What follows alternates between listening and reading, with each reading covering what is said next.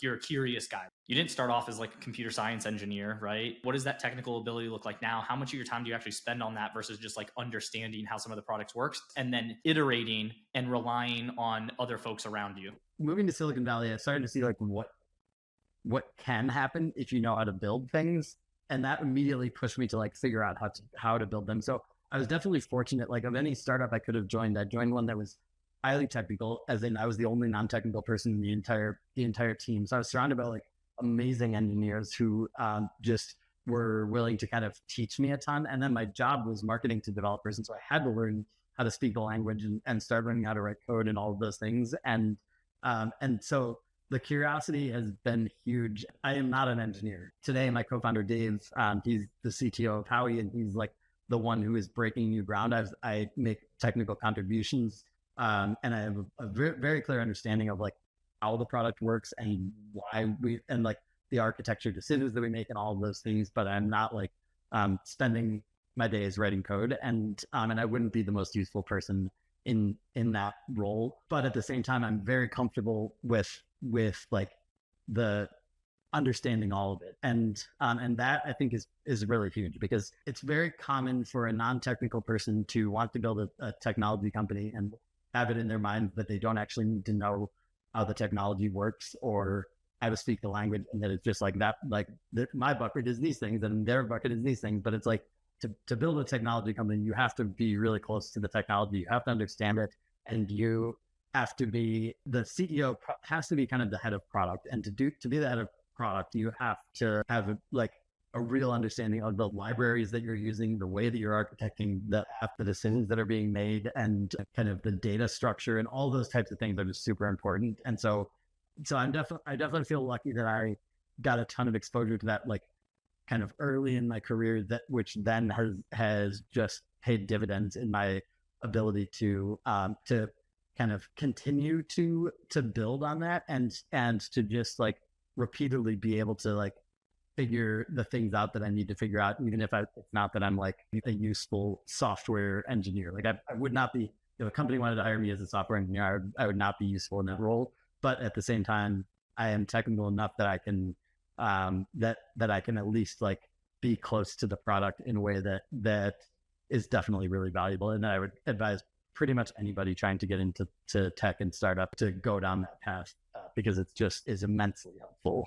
Give us the pitch on Howie. Tell us what it is, why even you became passionate about building this and starting it. Howie is an email-based AI scheduling assistant, and all the things that a great executive assistant does around scheduling meetings and moving meetings and all of that, we've tried to build kind of software that does that. And yeah, we're about 250 days in from the first lines of code. So definitely just getting started. So my co-founder, Dave, he and I worked together about 10 years ago at a company that he co-founded called Assembly, that was backed by Union Square Ventures and Thrive Capital. And Dave was the CTO. I was doing, again, kind of developer evangelism, and we became really close.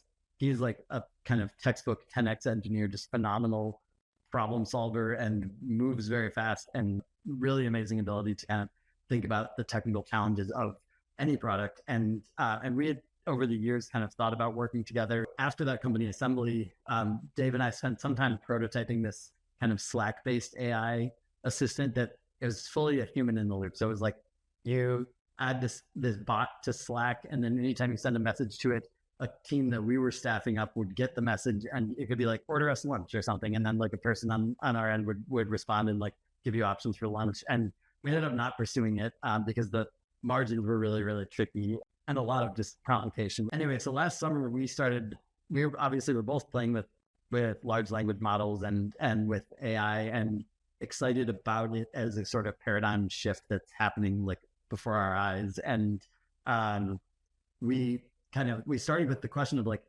can we actually build the AI version of what we had tried to build before, like an executive assistant that does everything that a great EA does, but is fully artificial intelligence? And we pretty quickly came to the conclusion that the answer to that question is actually no.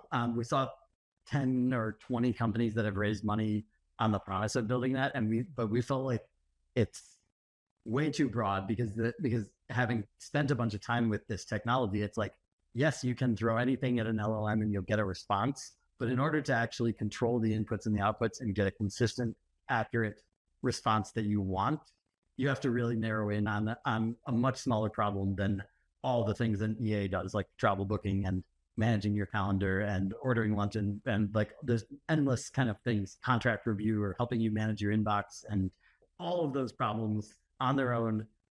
Any one of them could be something, even with where AI is today and where it's going to be within kind of the foreseeable next couple of years. You could spend years just trying to solve any one of those problems. And if you try to solve them all, you're kind of like shooting yourself in the foot from the beginning. So we started to think like, well, then what problem would be an interesting one to solve? And scheduling kind of immediately made sense to us because it's a very frequent use case for professionals of all kinds across industries. And that's always important if you want to build a product that actually like kind of has repeat usage and stays top of mind for people. It's a tedious task that like nobody is going to be mad about robots taking it away from humans. Like even executive assistants that I talk to are like, oh my God, this is amazing. Like you're saying that there's a future where I just won't have to do like meeting booking and setting up calendar invites. So nobody is like upset about it kind of getting outsourced to computers. And then a really key part of it is it has sort of distribution built in. So every time you use Howie to book a meeting with someone, they see Howie. And we're very subtle. It's not like we put a link or any like big advertisement for Howie, but it's fast. It responds really quickly every time. And when it gets everything right and responds very quickly, then suddenly after a couple of those interactions, someone is like, what is this? Can I get that?